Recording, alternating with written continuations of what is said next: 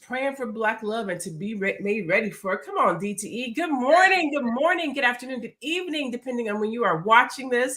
Hopefully, you are watching this live, but if you're watching the replay, we still want to say good morning, good evening, and hello to you. This is the Melanated Air Hour. We do this every Tuesday and Thursday at 2 o'clock p.m. Eastern. Today, we are not doing Melanated Air by ourselves as the four lovely ladies of the Melanated Air Hour. Myself, I am Lene Javette, Keisha at We Inspire Brand, Teddy at The Real Teddy Talks, and Miss Faye Bishop at Miss Faye Bishop. No. Today, we have invited some handsome young men to be guests of the show today. We have Keisha, what you guys may know as Keisha's man, here today with us. Young Jedediah over there, who she met at the All Black National Convention. We're going to get into that in a minute. And we have Teddy's husband, Reggie, is joining us today. That fine specimen right there. And we're going to be talking about Black love today. Okay, we're going to be talking about young love. We're going to be talking about wedded love. We're going to be talking about love and business. We're going to be talking about what does it look like to be pursued by a man. We're going to get in Keisha and Jedediah's business today. It's going to be a good old time. It's going to be a good old time. If you are in the comments, say what's up. Hello, how you doing? Hey, ladies. Hey, queens. Let us know where you're chiming in from. Tell us if you're single, or are you looking to mingle, or are you married? Chime in, let us know. So I'm gonna give you guys some background on how this conversation got started. I was at the All Black National Convention along with Keisha, and Keisha and Jedediah had their first unofficial date at the All Black National Convention. And I'm gonna let her tell the story, but I'm gonna give you guys. I'm gonna let them tell the story, but I'm gonna give you some background into how this conversation came to be. And young Jedediah, bless his heart, saw Keisha, knew what he wanted, pursued, and sometimes we pray for a young lady or a young man to approach us in life, and then when that person approaches us in life, we don't know what to do. We're like, well, hold on a second. You know, you're moving too fast. You're saying all the right things. Can I trust it? I don't know. Is this weird? We get hesitant when we get the thing that we prayed for. And so on the back end, you would think me and Keisha have known each other for years, but we literally have known each other for as long as this show has been on. And on the back end, we're coaching her like, no, this is what you prayed for, girl. Be open to it. And so here we are today. Jedediah is visiting Keisha in New York. And we say, this is a good time to do a conversation on love, on relationships. Teddy's is in Egypt with her husband. How long have you been married, Teddy? It was 14 years last week on the 15th. So 14 years. Congratulations. Congratulations. So I'm going to stop talking. I'm going to let Keisha and Jedediah take us into this conversation on pursuing love. So let's start with, I don't know who to start with. Let's start with Jedediah. What did you think when you saw Keisha that first time? Well, the first time we met on the elevator, actually. Tell the truth. Tell the truth. Yeah, so I think we're both headed downstairs for registration, and I was kind of in the zone, and she said hello, and I said hello. It started and sparked from there. We had a foundation. We're both there for the same reason, but we're open to pursuing love, and that's how we met. That's how you met. Okay. And so Keisha was there. She attended. She participated in the speed dating event. Mm-hmm. Right? So Keisha was there. And so here's the thing, ladies, you guys can attest to this. If you've been following us for any amount of time, we've been trying to help Keisha meet somebody, right? Keisha has been putting it out into the air that she didn't want to be single. She's been manifesting it. Manifesting her. Right. So she's been putting it out there. She's been speaking it to existence. She goes to All Black National Convention. She does speed dating. That didn't work out for her. And so the night of the All Black National Convention ball, what happened, Keisha? Jedediah asked me out on a date. He asked, may I accompany you to the B1 ball? And I was like, oh, accompany? Yes, you may. When you ask like that, absolutely. So that was actually our first date, the B1 ball. The B1 ball was your guys' first date. And I'm going to show you guys, I'm trying to share my screen so that I can get the video up here, the image. So that was, can you guys see my screen? Yeah.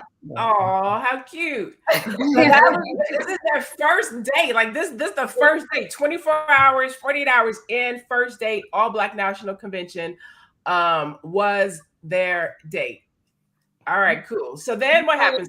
What's funny is that we kept running into each other, and he actually saw me on my way to speed dating. So I was like all dressed up. You know, when we first met, he was dressed up, like he had his suit on and stuff. And I had just got off my flight. So I had like my sneakers and my sweatpants. And then the next time he saw me, he was going to the gym.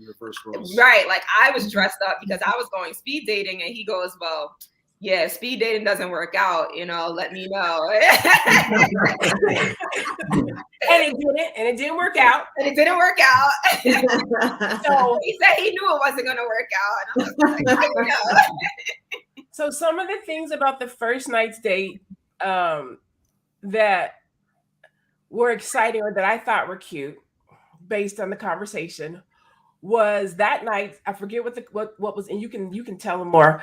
We were talking about speaking life over situations at the All Black National Convention. I forget who was on stage, but somebody was talking about speaking life over things that are important to you and things that you want to produce in your life.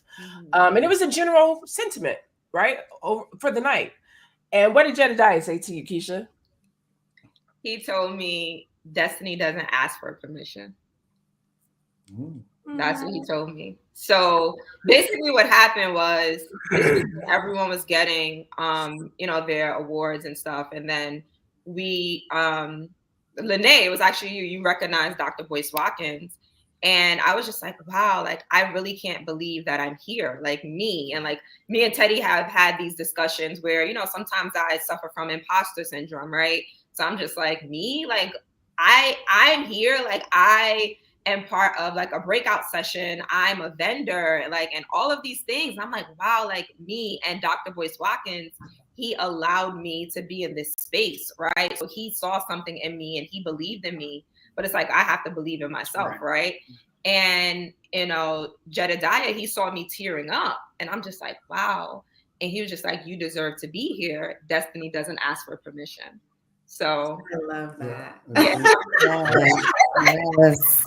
So question, Keisha, was it difficult when he asked you out to the B1 ball? Did you have any second thoughts? Were you, because it's almost like when you're in that dating world, are you going to bring sand to the beach, right? Because this was a ball. It's going to be a lot of people, many who probably didn't come with someone. Did you question whether you say no or y'all were already vibing so much that you were like, of course I'll go? I think we were already vibing and I was just like, of course I'll go. Like, it's kind of like, well, no one else asked, so you didn't ask. You missed your opportunity and he's on it. So I'm not going to miss out on this opportunity with him because there might be someone else, you know? So I kind of jumped on it. And it's funny because the first time we met in the elevator, you guys know I'm always joking. So I go to my group chat to my friends, right? I'm like, I may have met my husband, y'all. But like, it's like, it worked out. Like, we're not married. Yeah. Yeah. Not yet. I'm gonna fast forward because I want to get to Teddy and Reggie. So fast forward. The B1 ball comes and ends. The next day, Jedediah asks her out for dinner. She's like, Lene, you want to go to dinner, but I don't want to leave, you know, the facility. I don't know him. I was like, no, just have dinner here. Meet him downstairs. This, that, and the other. So they have dinner downstairs. I walk by and they like Lene. And I'm like, oh, okay, I see you. So I put, you know, I bless them and whatnot. Going about my business. Everybody leaves, everybody departs, goes home, and the pursuit continues. And this is where it gets interesting, and this is where I want Reggie to jump in too. So they leave, they go home, and Jedediah stays consistent. He calls, he's texting, he's on his business. And Keisha gets home, looks at her list, and sees that he's everything that she asked for. And it scared her initially. And she was like, I don't know if this is real. I don't know what I should do. I don't know if he's stalking me. Like, I just don't know. It's moving too fast. And that's where we had to love on her and be like, what did you ask for? What did you pray for? What did you say you wanted? What have you been manifesting? Right. Now it's here in your face, looking at you and pursuing you. What are you doing? Yep. And that's when we said it's unfortunate that Black women don't necessarily know what it looks and feels like to be pursued by a man that knows what he wants. Yep. And can I also say that we pray for things and we manifest things, but it doesn't show up. It doesn't always show up the way we think it's supposed to. So we have to look at that as well. That's God working. Mm-hmm. I wish people, when we talk about relationships, we leave the God part out of it. It's extremely important to acknowledge, because we think that we're the ones in control all the time, and it's God who is also working. Mm-hmm. And I think that the feeling you were feeling, Keisha, was you wanted to believe, but past heartbreak, past experiences, a lot of that we were talking about. If you're looking into the future, you're anxious. And if you're looking into the past, you're depressed, right? Yep. So you have all these emotions that have nothing to do with that present moment, have nothing to do with Jedediah, what he's doing, his consistency.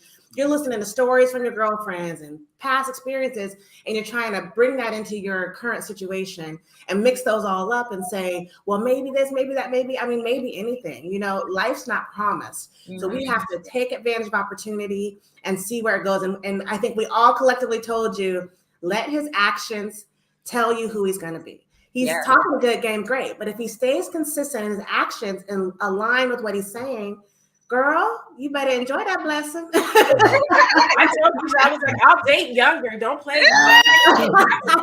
You know, that makes me think of my situation. And this is actually a question I would love to ask Jedediah and even Reggie.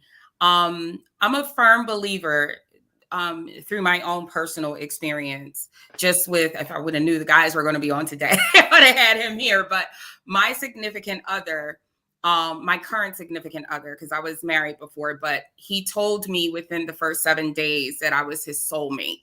And here we are 3 years later. I was married for about almost 15 years, and my ex-husband told me the same thing.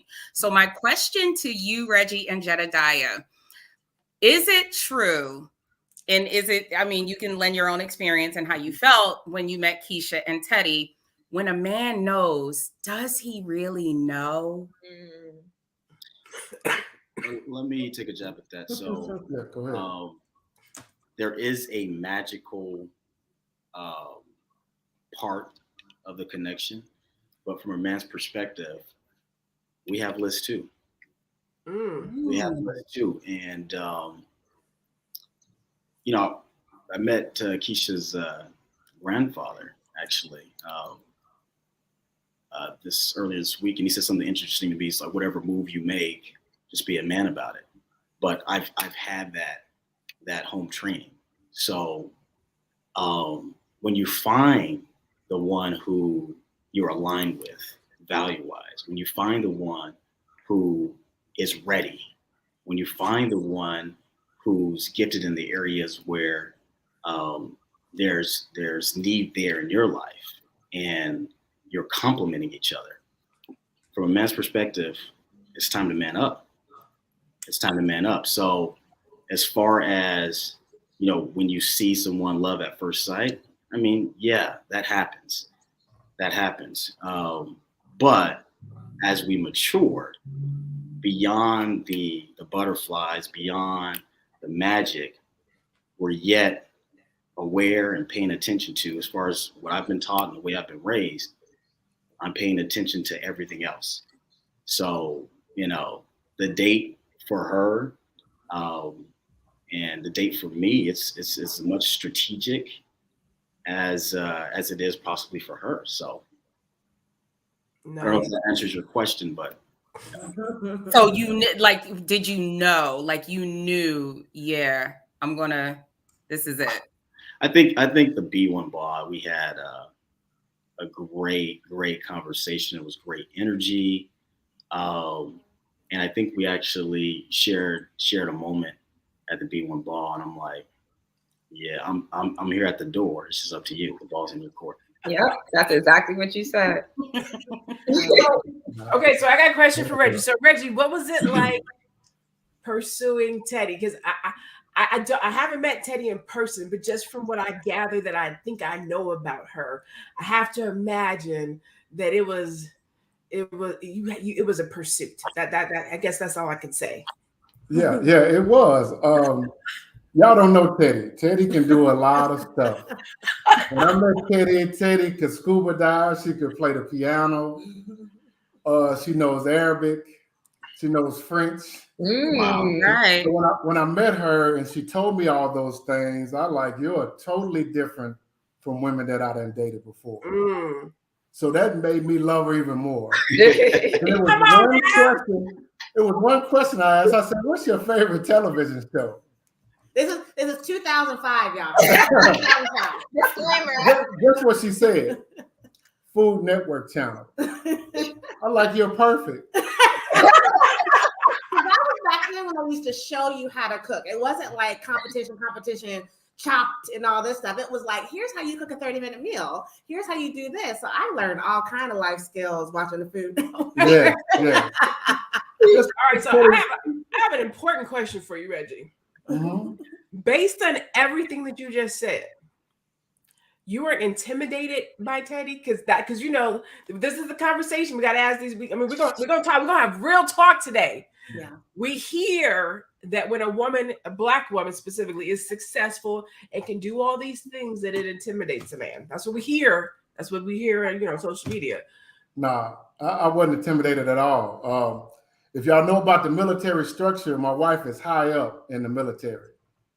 So she's an officer. So as me dating her from the beginning, a lot of people, was like, pat me on the back like you did a good job. And I didn't know what it is because I didn't come from the military structure. So come to find out, she's an officer. She's over 200-300 soldiers. So it's like, I wasn't intimidated by it. I'm like, when you come through that door, you're going to take off your boots and uniform, and you're going to be my wife coming through this door. And that's the role we played, and it never affected our marriage at all. And that was helpful because he was never taught to be inferior. He didn't grow up feeling that. And he worked for Cisco Corporation. So he was getting up, he was going to work at like 4, he would get up like 4:30 in the morning, go to work at like 5:15, 5:30. And I was like, I told y'all before, like, if a man has good work ethic, that's like a big checkbook in my thing. Like, you can get up and work, and it doesn't have to be a hard job, even though it was a hard job, physically grueling. So he's in great shape, but he worked hard every day. So I'm like, well, then when I take you out of this, I plucked him out of that. We went to Japan right after we got married. We were in Japan for 3 years. He from Tennessee, born and raised. So that was an adjustment, that lifestyle was adjustment, but he took it head on. He was excited. And all of the stuff that came as a result of that caused a little consternation and bumps were managed because we both were excited about the life ahead. Yes. Yeah. So great experience what we've been on. We've been rolling with Black love from day one. So cheers to Black love. Joe Biden says her being an officer doesn't matter. Tell him, big dog. I want to piggyback to Faye. Were you about to say something? No. I want to piggyback on your question about love at first sight-esque. When you guys, and this is kind of directed at both.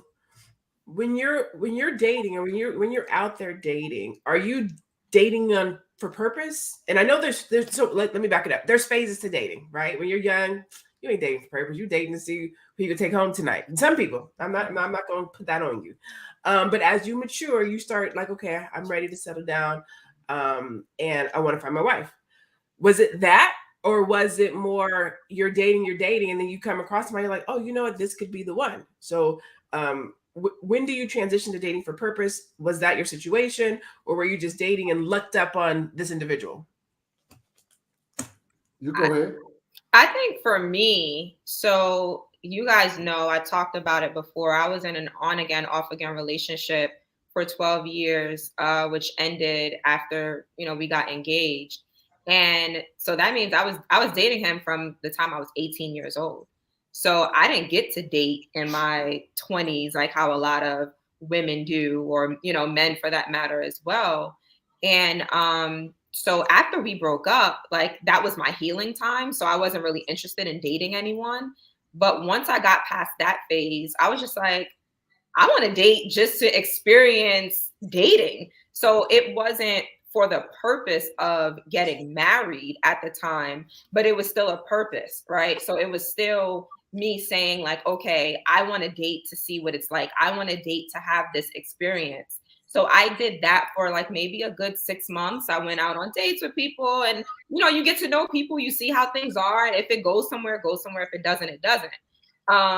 But then this year, 2021, I was just like, you know what? I know what I want. I know that I want to get married. So now I have to put that out there. I have to manifest. I have to, it's like, okay, now what do I do? Right? I look for those red flags now when I'm dating. Not that I wasn't looking for like, craziness before, because then I can't go out on another date with you. But now it's like, okay, are you husband material? Can I continue to go out with you? I don't want to waste my time. So that's what has been my 2021, especially within like the last 6 months, where I'm like, all right, I know this is what I want for my future. I want to get married. I want to have children. I'm 32 now, right? So I'm not getting any younger in regards to having children. And, the biological clock, that's a very real thing. So I have to get serious about, what I want and start setting that foundation. So this is my question for Lene and Faye. So as we've aged, I'm 41. I was thinking, hold on, I'm 41. My husband's a little lot older. But when you've lived your life, you've had a great life, you had a lot of relationships, some worked out, some didn't. Do you ever, at your age now, do you feel pressured to commit? Or are you happy just taking it as it goes? Not saying you don't want to be married, but just it's not that pressure. Like Keisha was saying, I'm not getting any younger. Do you feel that? Or do you feel open to love when it comes, how it comes, in whatever form? Well, with my experience, which is similar to Keisha's, I have my ex-husband and I met when we were teenagers. I was 15 years old. He was all I knew up until the time I was 33 years old. I'm 41 now. Oh, wow. So we were married for almost 13. We were together about 19 years, married for 13 of those years, excuse me.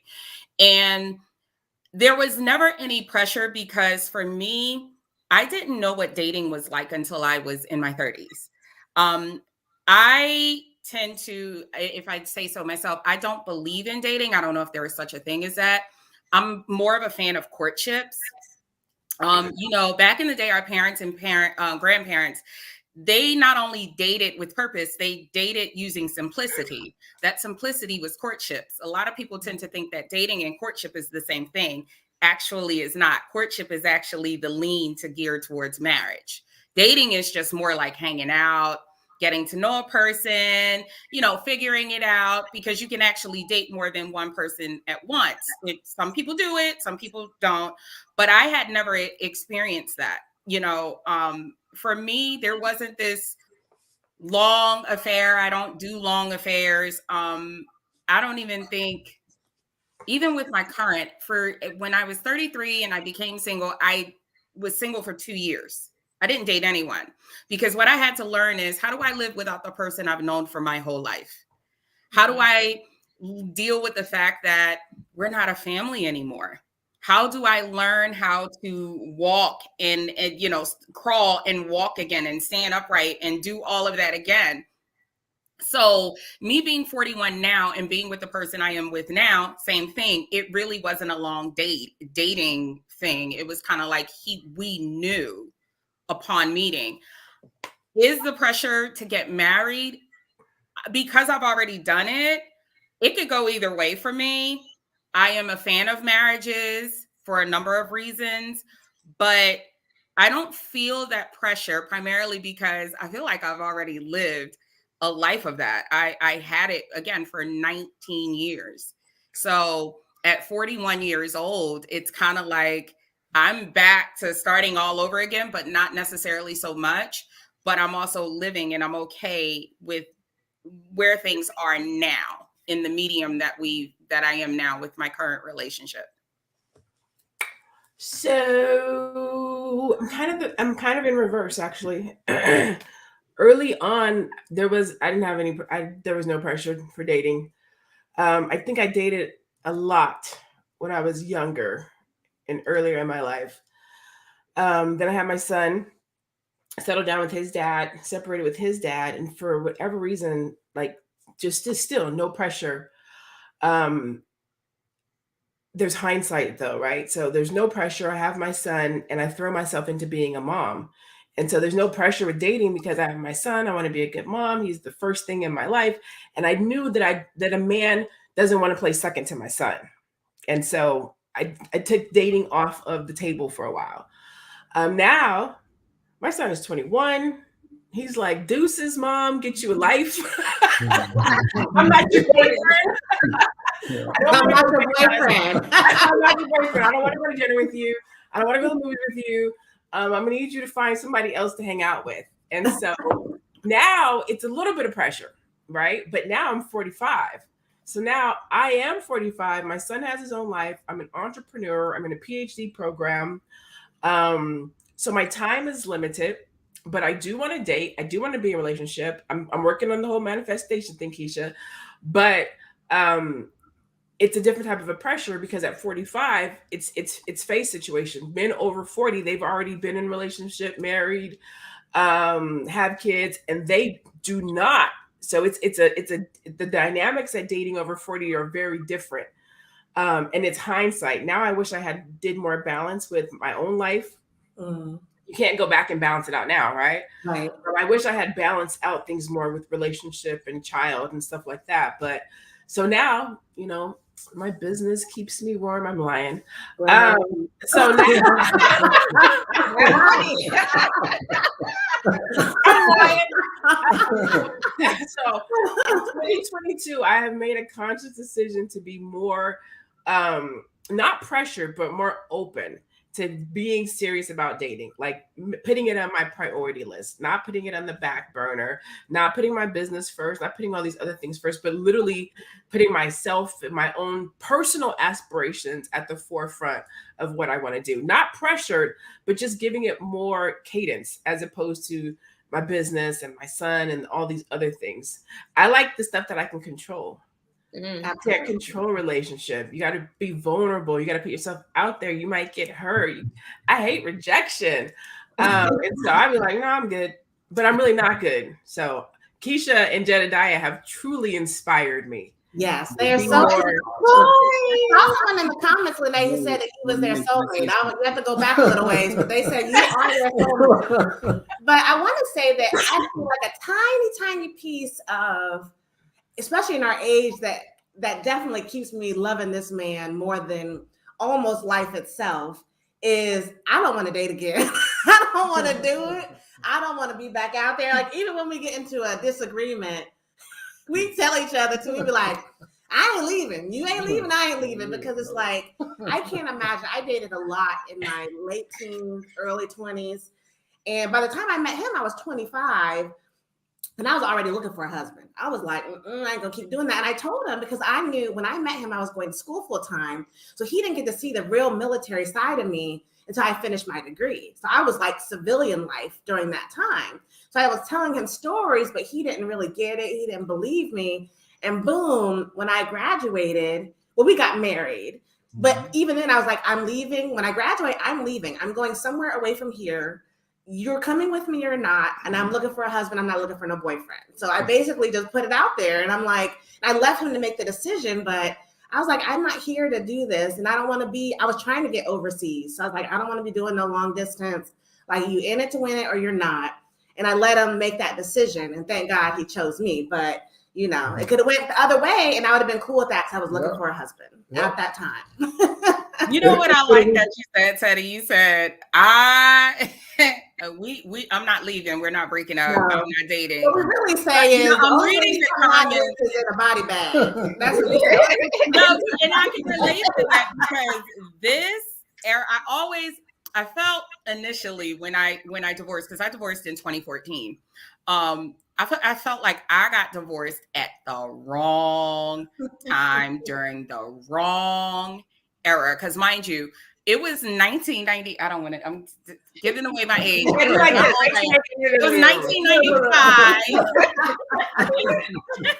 1995 when I met my ex-husband. So mind you, there was no social media. There was the internet, but it wasn't the kind of internet that we have now. Not even in the online dating thing. There was none of that.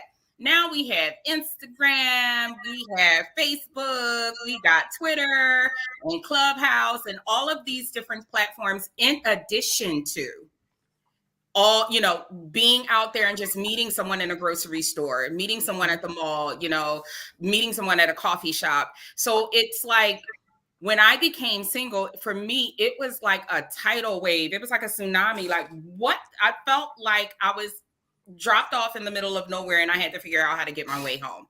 Yeah. And that is something, and I'm noticing it in the comments, that I understand that it's a process that we have to go through, but I wouldn't wish that on anyone because it's difficult in this era. Mm-hmm. It's very hard. That's why I'm a personal fan of courtships. I already know what I want, and I'm going in knowing what I want. And if you don't, I don't waste time. I do not waste time. And I think that that's something when it comes to dating, everyone should kind of make clear, because I noticed even Jedediah and Keisha spoke about that. They knew what they want by the time they met, you know, and that's very, very clear. Someone said it's conscious dating. Yeah, pretty much. Yeah. That's a great segue. That's a great question, Faye. You didn't ask the question, but I think you preluded to it. What were those conversations like on your first one or two dates? Lord have mercy. No. Hold on. I want to ask Keisha and Jedediah. Oh, yeah. I'm sorry. Yeah. What were those first conversations on those first like one or two dates? Like, are you talking about business? Are you talking about kids? Are you talking about expectations? Because, you know, a lot of times people go on a date, they do the representative. Right. Mm-hmm. Right. You guys have the avatar. Right. Yeah. What were those first dates questions? What were those like? So, I mean, just being aware of what's going on. So, I mean, being direct, being persistent, sometimes that is met with a wall or a silence. So I was prepared for that, but the efficiency of being direct and conscious and strategic is that it saves everyone time. Right. So, yes, we talked about, do you want kids? We talked about. He told me he wanted 7 kids. 7. I come from. I said I'm 32. No. So you must have talked about finances then. 7 kids. Yeah, I mean, that's all in future. Yeah. We talked about foundation and legacy. One of the first serious conversations we had at the B1 Bowl. At the B1 Bowl. I mean, the environment as well is conducive to, you know, having some of those more serious conversations. Had we met, you know, at the club, it would have been a different Jedediah. So I where love do you? it. Keisha too.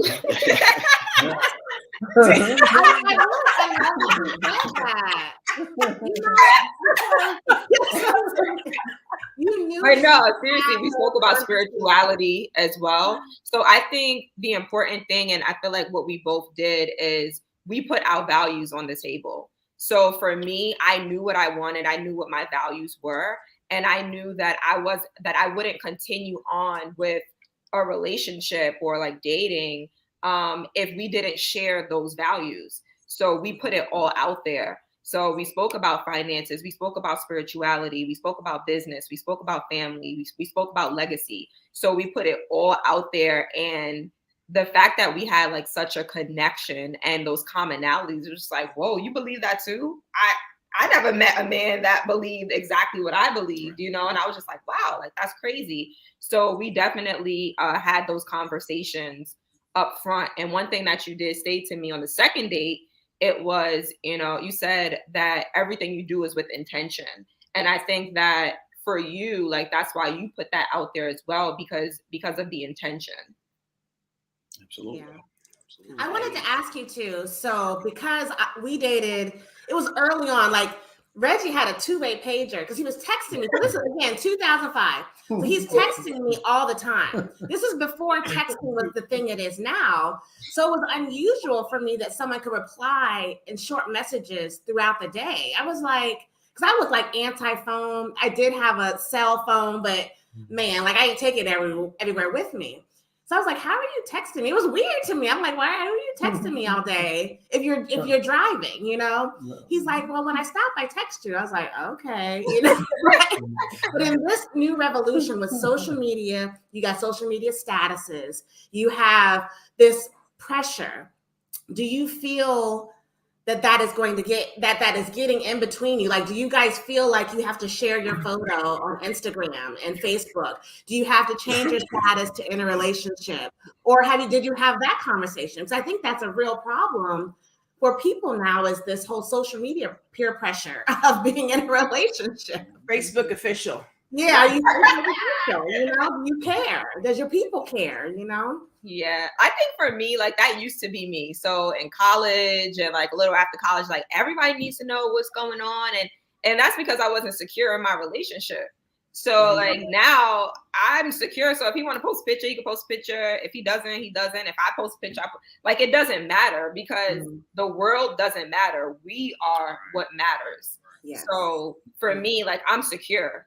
And it's like, it is what it is with social media. Like, y'all know how I feel about social media now. So, I do.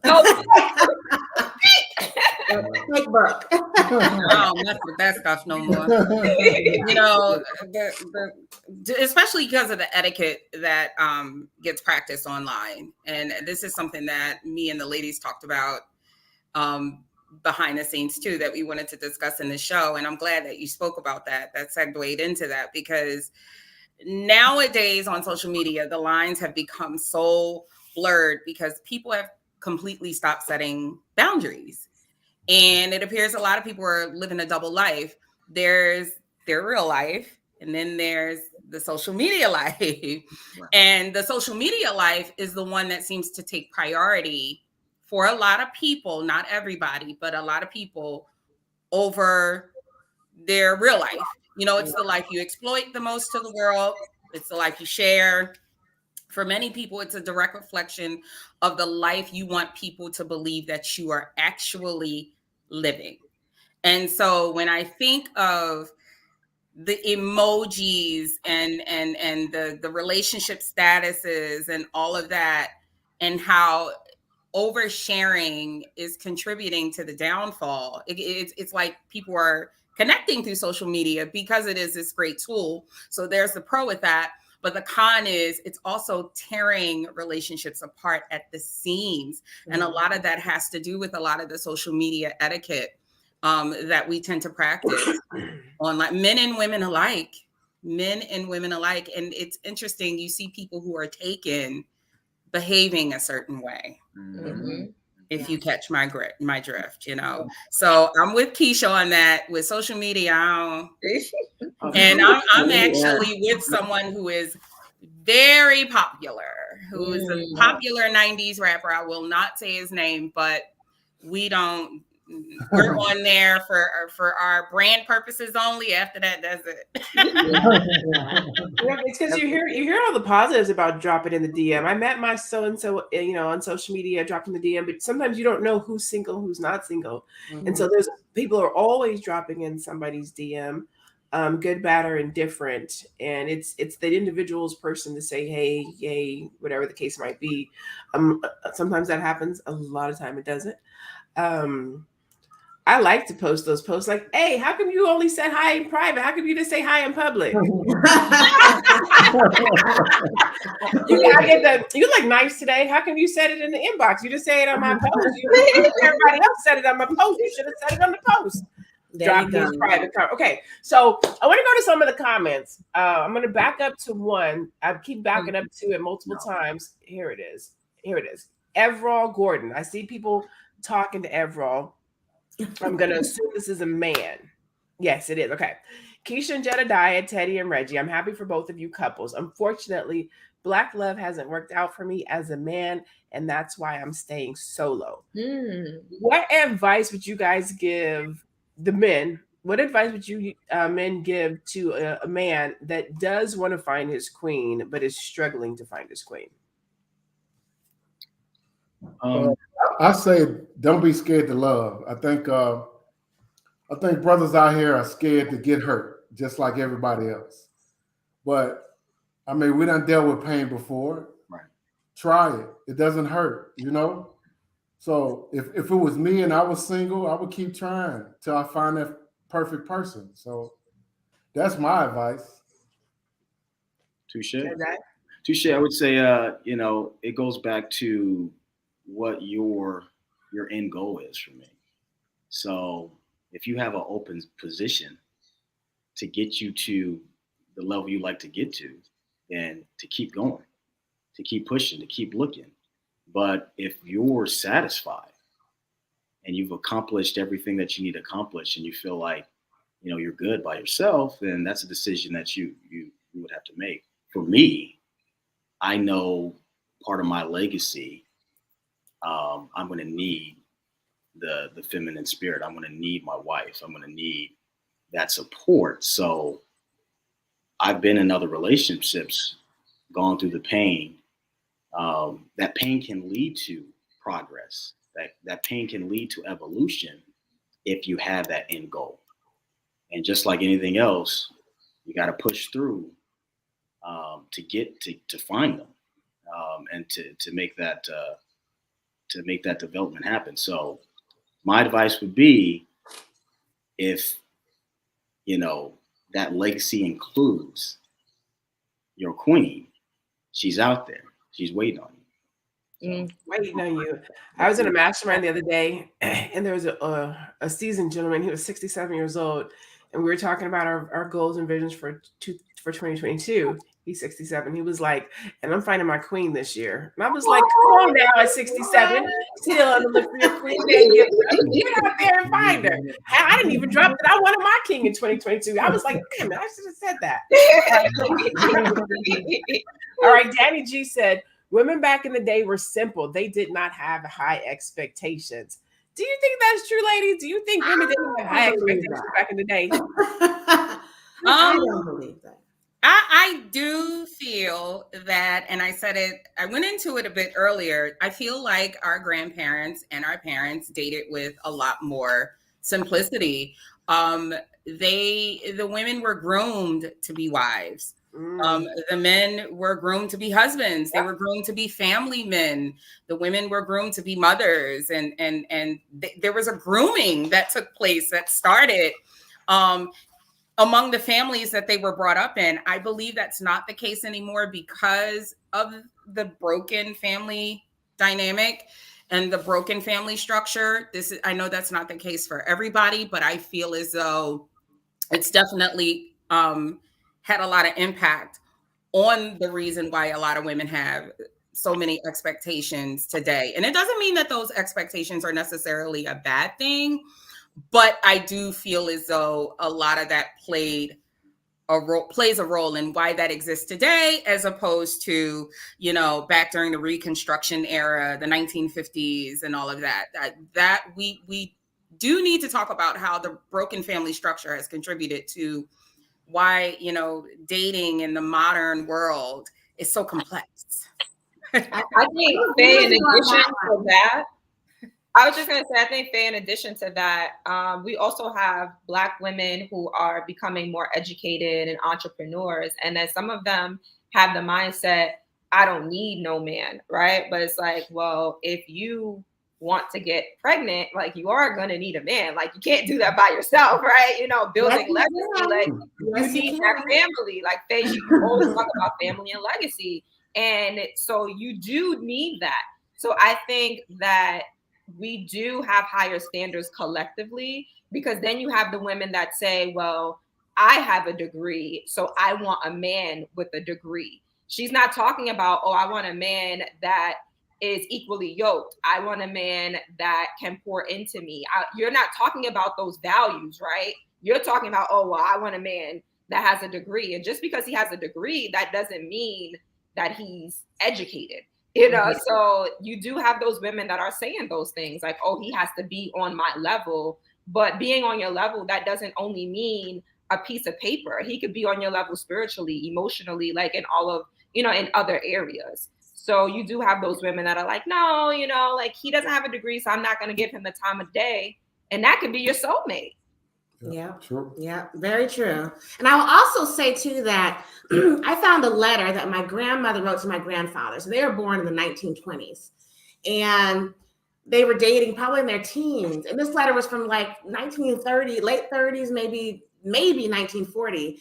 And in the letter, she loved him. You know what I mean? Like she was in love, and I could see it on the paper. She said, I heard the song and it made me think of you, and I can't wait to see you. And I hear my mom talk about my dad, and even though they divorced while we were young, they were in love.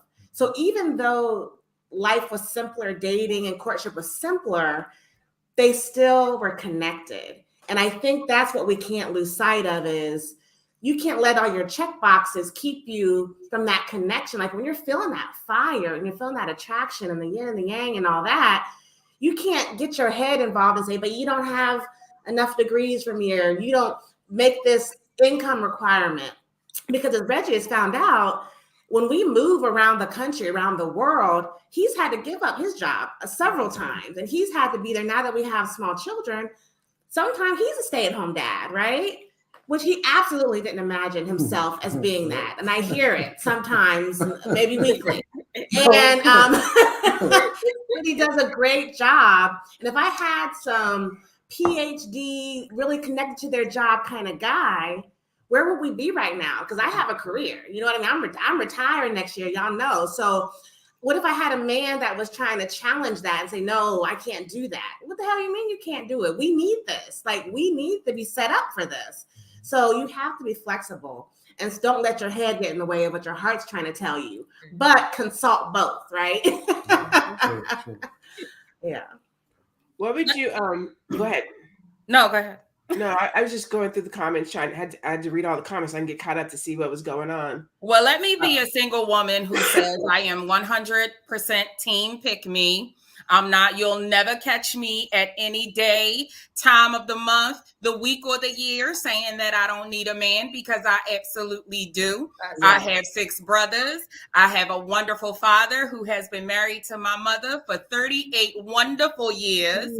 I need a man. I want a man, and I'm going to die with one. That's right. Amen.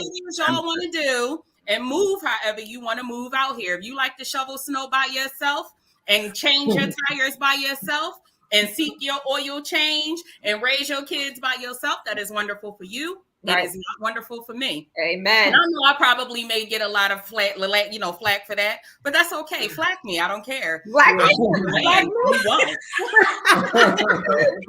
don't do no manly stuff. Taking trash out, I'll be like, it's not even a question, because I'm like, if I'm gonna take the trash out, then what you here for? That's what I always like. What are you here for?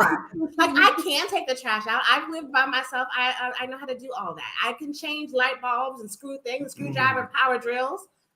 I got him here now, so honey, get that. Reach up there, whatever. Like, I'm not doing. And if I could quote the great comedian Chris Rock. Chris Rock said during one of his stand-ups many years ago, I'll never forget it.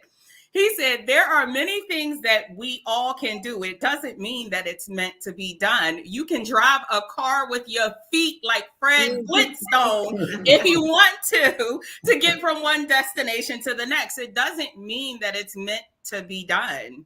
Yes. We can be without men and live without men. That doesn't mean that it's meant to be done. Same thing with men. Men can survive and live without women. But does that mean it's meant to be done?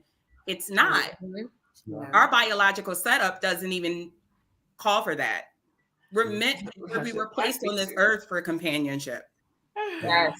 You know what? I often, when I'm talking to younger girls, younger ladies, oops, hold on, hit that comment. We're having that conversation about being the strong Black woman, and I don't need a man. And oftentimes we go back to money, right? I don't need a man to take care of me. That's cool that you don't need a man to take care of you, but from a financial standpoint. But what women, I think where women drop the ball at is that life is more than just money, right? You can work hard, you can be a CEO, you can make all the money that you want. Who are you going to share it with? Who are you going to travel with? Who's going to bring in the trash? When you're sick, trying to do a live, who's going to bring you some chicken noodle soup? So you can make it through. You got to drink this little water sitting on your throat. Keep your throat moist, right? It's not the financial stuff that you need a man for. And people have a problem with saying, I need a man. You do, right? And if you say you don't, you are lying, and your batteries are going to run out at some point in time. Okay. Yeah. So you have to be okay with saying that. Like, you have to be okay with saying that you need a man, and then what those things are for. At one point in time, I was dating this dude, and he didn't make as much money as me. And I went to my mom, and I was like, yo, he works here. And I was, I was consoling her. And I'm trying not to tell her all her business, but the conversation was, what are you looking for? And what do you want? Because at the end of the day, all you really need is somebody that will hold your hand and walk down the beach with you. She's like, that's how simple it is. The bills, they should get paid, but the rubbing of your back, the having those late night conversations, the consoling, the somebody that has your back, those are the things that money can't buy. Those are priceless things that every woman wants.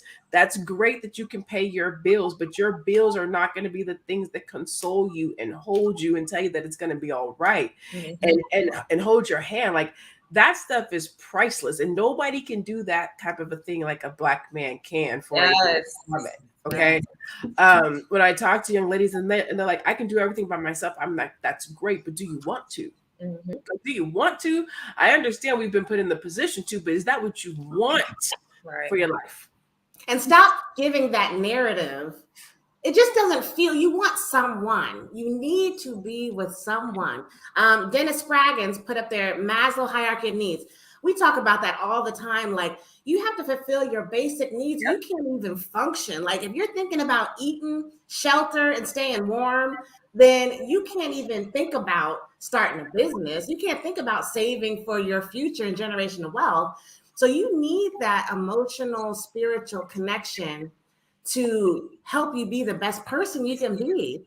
And that kind of segued me in this question, because we're all business owners.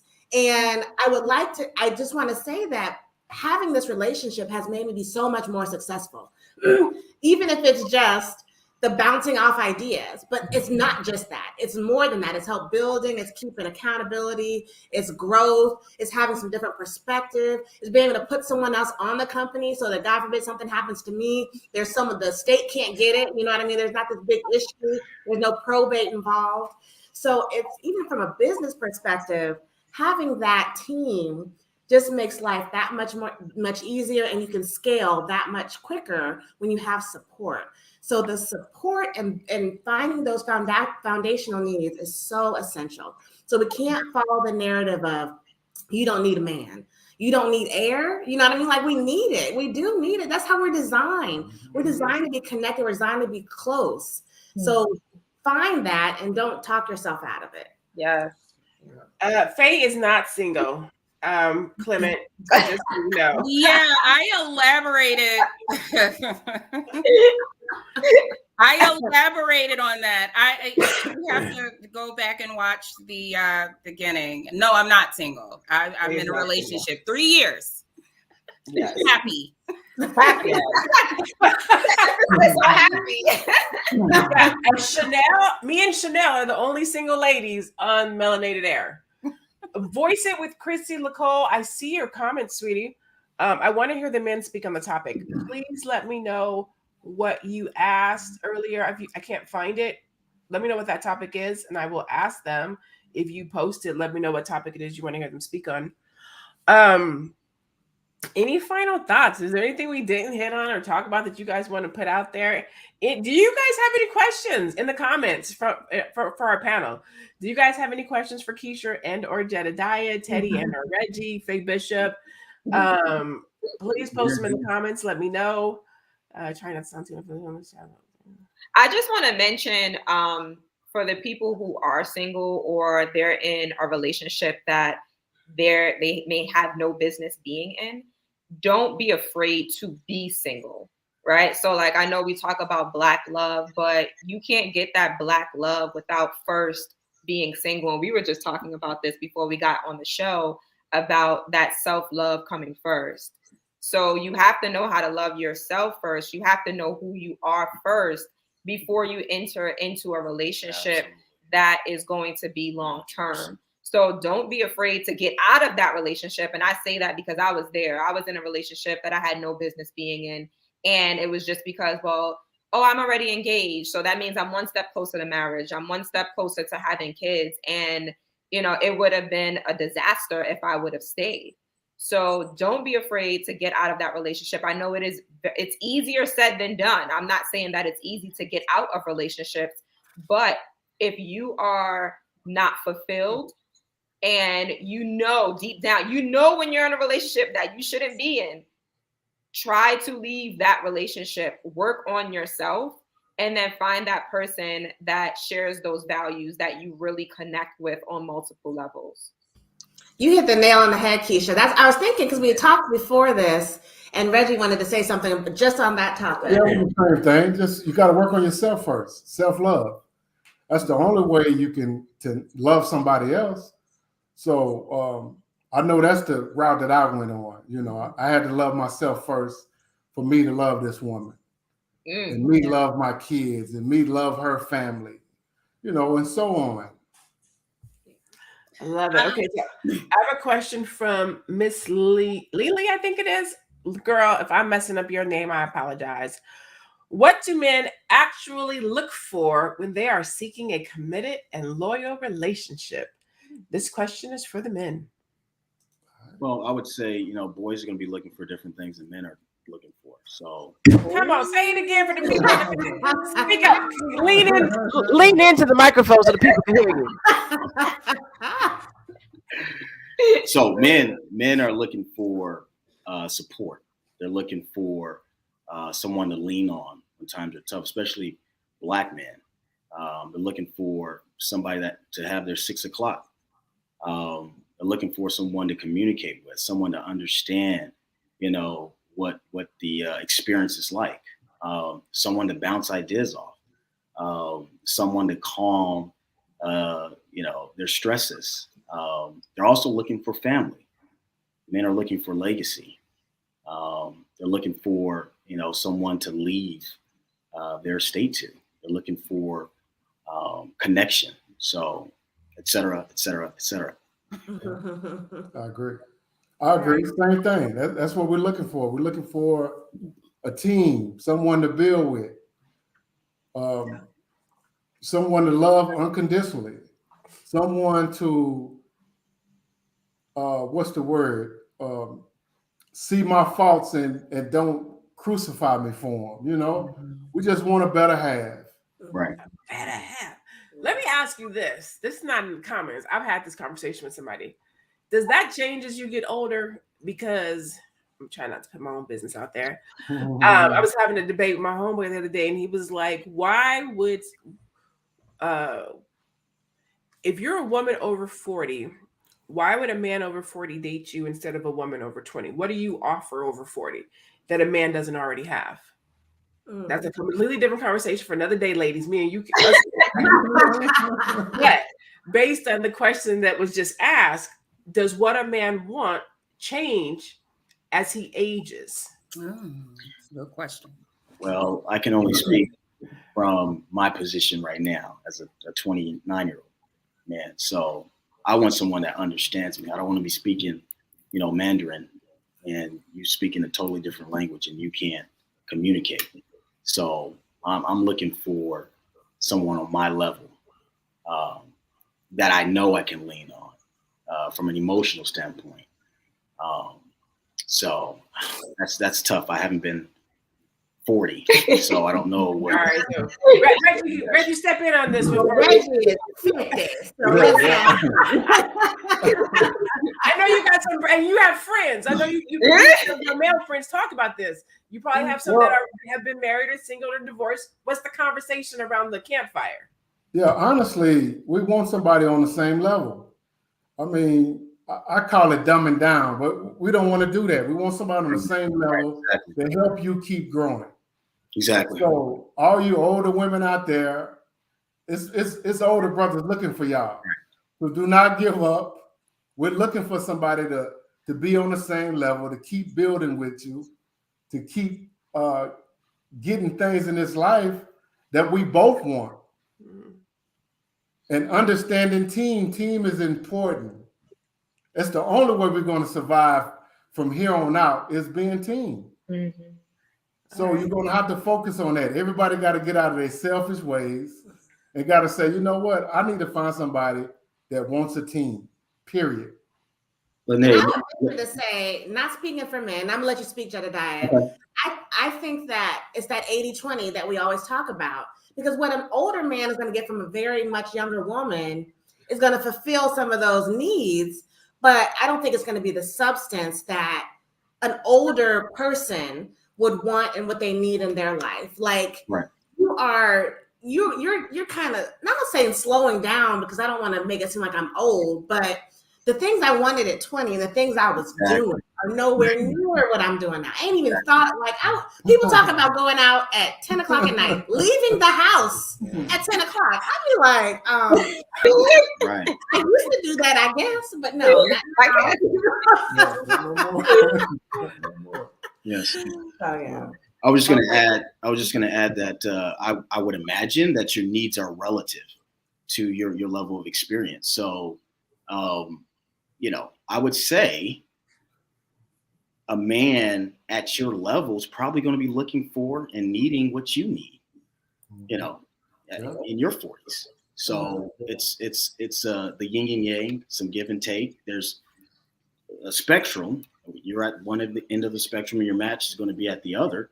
So looking at it from that perspective, biological perspective, the space you're in and what you need is most likely what he needs and the space that he's in. So. All right. So I have two questions I want to ask. Thunder, let me say, I see your question and I've seen it twice. I'm going to get to it if I can. I want to ask this other question first and then I'm going to come back to it. I do see your question. Thank you for hanging in there with us. We really appreciate it. But I kind of want to address this question because I know a lot of women probably want to know the answer to this. For the men, what do you think is the biggest obstacle you see that women need to overcome to be successful? Now, she didn't say successful at what, but I'm going to assume dating and relationship. That's what I'm making the assumption, right? So what do you think is the biggest obstacle that you see and or hear from, your comrades that women need to overcome to be successful in relationship and dating and instead of securing the bag, securing the king? Fear. What was that? Fear of rejection. Why you gonna be putting all my business in the street? I thought we was cool, man. Yeah. Hey, we're gonna talk real talk. We got to talk real talk. That's the answer too. That's the answer. It's fear. You're absolutely right. Oh my God. Now this is for sales. It's how to beat fear and become invincible through 100 Days of Rejection. It's a sales book, but it's funny that this book is sitting on my desk because we were talking about that. But anyways, go ahead. Now, Reggie agreed with Jedediah, but one thing he always tells me is submission. He always says that you're going to have to submit to someone. So even if it ain't me, you think it's like the grass is greener or something, you're going to have to submit. Do you still think that? Yeah, and not in a bad way. I don't want y'all to think like I got to be his slave. I'm saying that I've seen women, I'm not going to say dumb it down. I've seen women react a certain way around certain men, and it's still the same way as a submitting. So, like I told my wife, I said, if you didn't do it for me, you'll do it for the next guy that you're into. You're gonna be kind of submissive to him. Mm-hmm. You understand what I mean? Like even if it's dating, like even when you're dating, and you said we have the avatar at first, right? You kind of you're showing them that fake person to kind of feel them out and see what they need. And if they want to order for you, if they want to pay, if they want to do that, you're submitting. And even if it's not real, because eventually the real you is going to come out, right? So then when the real you comes out and you're clashing with your mate, if you start over again, you're going to have to submit again. You know, you have to keep doing it. Yeah. It's a revolving door. Well, let me chime in here. I'm going to go back to what Miss Faye said a little earlier. You can do it, but do you want to do it? Yeah. So, you have masculine energy, you have feminine energy. If it's easier for me to bench 250 pounds, let me do that. Yeah, exactly. Yeah. I agree. Yay. Yeah. All right. We're gonna close out. I'm gonna hit your question because you've been so patient. It says question. What advice would you tell your daughter when a man comes to ask for her hand? What advice would you give her? Let the man answer also. So what advice would you tell your daughter when a man comes to ask for her hand? You go ahead, because you got two daughters. I'm gonna ask him, is he ready? You have to make sure that a person is ready. I'm gonna ask him about himself. Have you got your stuff together? Is there any problems with you? As far as him self-loving himself and understand how important family is. There's no wishy-washy coming for my daughter. You got to come correct, meaning that I'm here to love your daughters and I'm going to be here to the end.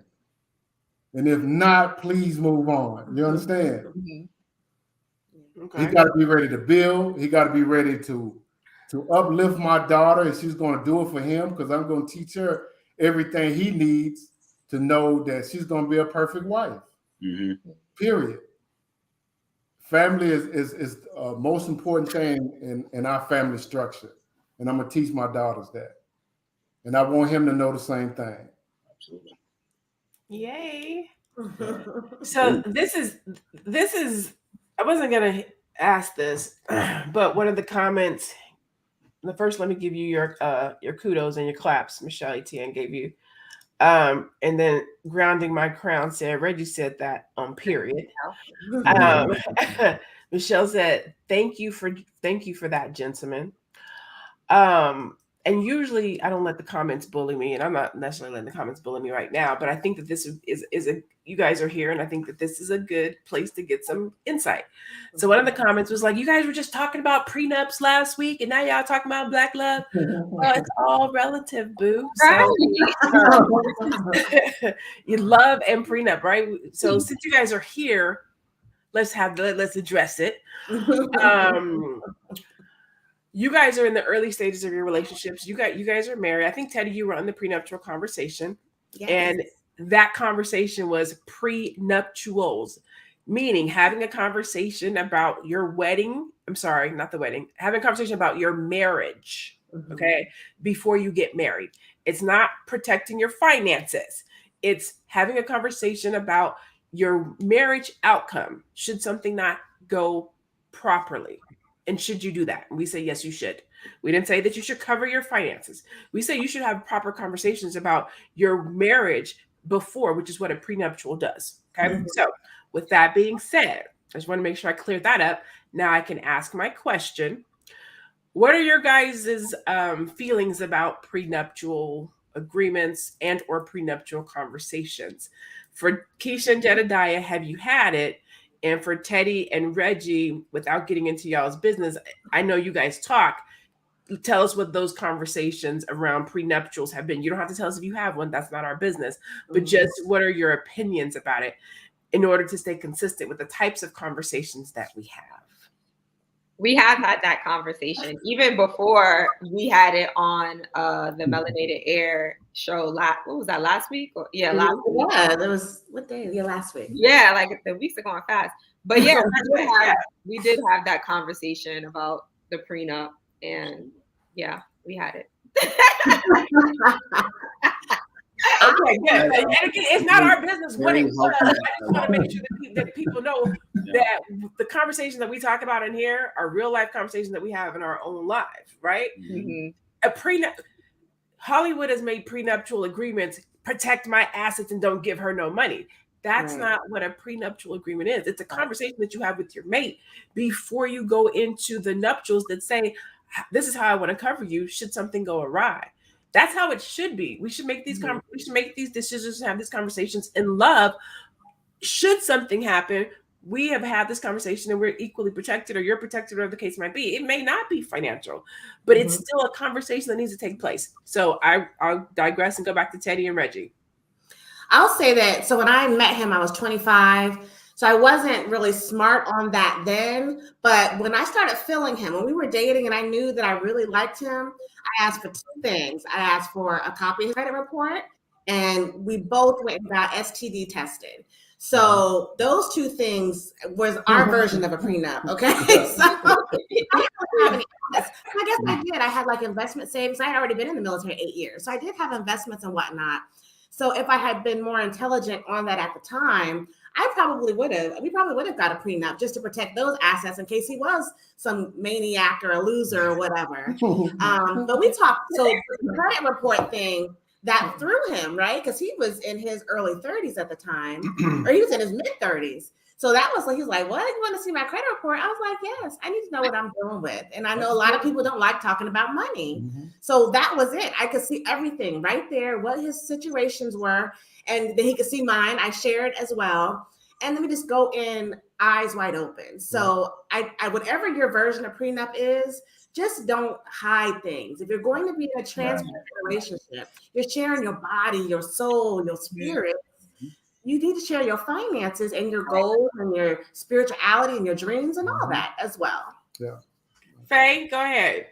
I chime in. I was going to say, as someone who was married previously, the pastor of my mother's church, that's who married me and my ex-husband, he wasn't going to marry us unless we went to counseling first. And mind you, we were 20-year-olds. I was literally 20 years old. I think I had just turned 20 when I got married. So he just refused to do it. Most of my family members, who 80% of my family is married, just to be clear. Everyone who married them, even the members of my family that went to the Justice of the Peace, whoever it was that did the marrying, that they did not marry them unless there was a conversation that took place first. And there was paperwork that needed to be signed acknowledging that the conversations actually took place, that the therapy took place, that whatever premarital therapy or premarital counseling took place. So yeah, it's very important. I agree with what Lene said. It's Hollywood, and I would say it's the state that tends to try to put this ugly dagger on what prenuptial agreements is. They make it about money, and it's so much more than that. Yeah. Okay, I just wanted to address that, just so y'all don't be like, y'all talking about one thing and not know, but we can talk about it here too. We ain't hiding nothing. Open. Talk about it all. School is all right. All right, so closing comments. We'll go around the room as we close out on our conversation on Black love. When you get what you prayed for, what next? Jedediah and Keisha, what are your closing comments? I mean, I would just say, I feel like I've said everything I had to say, throughout the show, but, just work on yourself first and have that self-love before you go trying to find somebody else, because if you don't have that, you might sabotage, what may be for you, right? So you could have that right person come along, but then you sabotage it because you didn't work on yourself. So if you are single, have that self-love. Black love starts with the self first. Yeah, that's it. And be open when you find it. And be open. Be open when you find it. And as someone knocking on your door. As someone who got exactly what I prayed for, and I had my list. I had a height requirement, I had a weight requirement, I had all of that. And then this brother walked past me. I was like, well, there he is. So just like you approached Jedediah, but I definitely approached Reggie because we were at a big party. And I walked past him a few times and he didn't take the bait. And my feet were hurting. So I'm like, so I was already an old soul. So I was about to go. So I approached him and I was like, I've seen you. You're handsome. I'm about to leave because my feet hurt. Here's my number. And he was just so like kind of taken aback by it. But then I called him the next day to see if he wanted to go to breakfast. And he said that was the thing that really made me stick out of all the other women, I'm sure, that was trying to holler at him that night.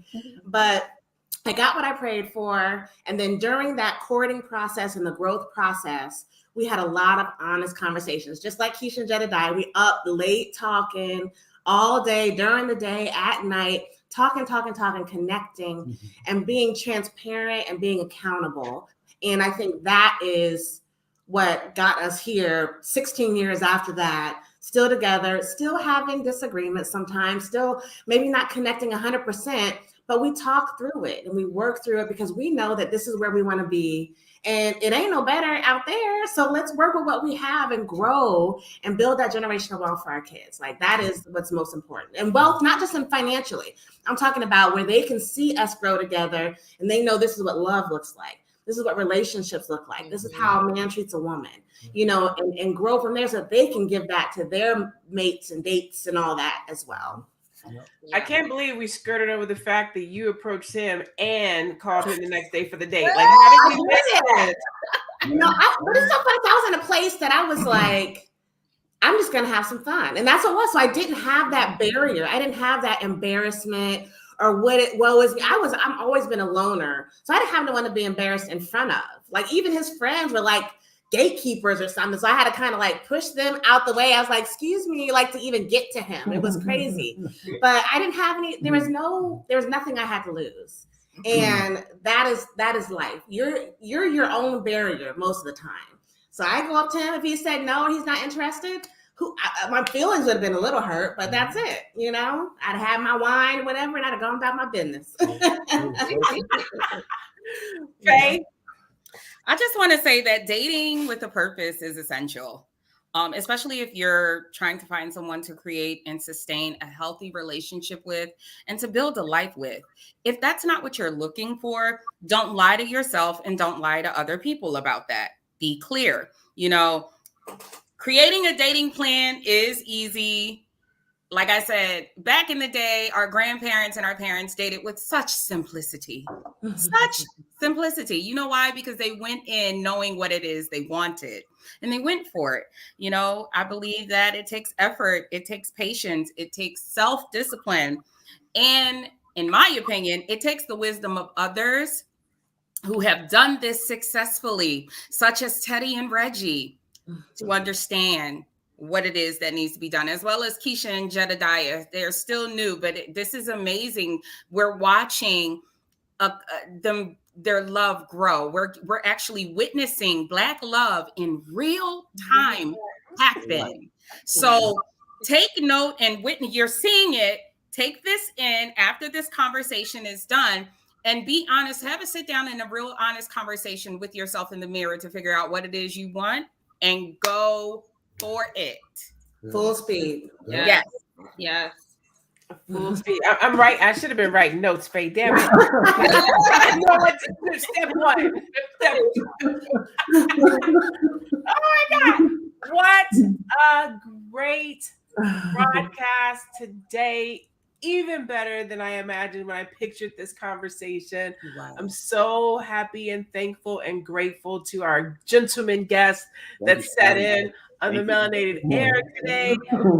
Super, super cool. Thank you, gentlemen, for coming in and being so honest and so transparent and helping and guiding and loving on both of these women that have entered my life, but that are just beautiful women.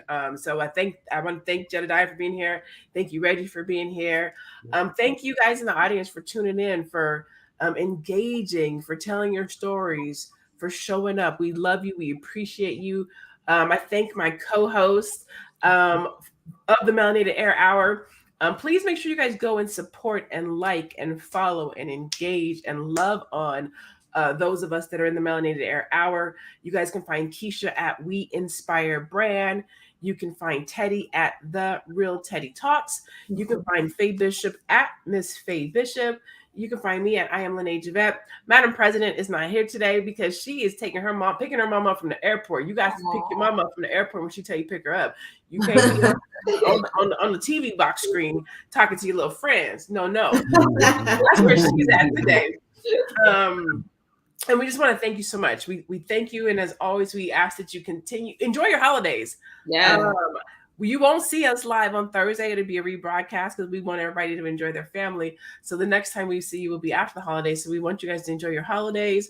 Continue to be blessed, stay Black, and be one. We'll see you guys next week. Love you.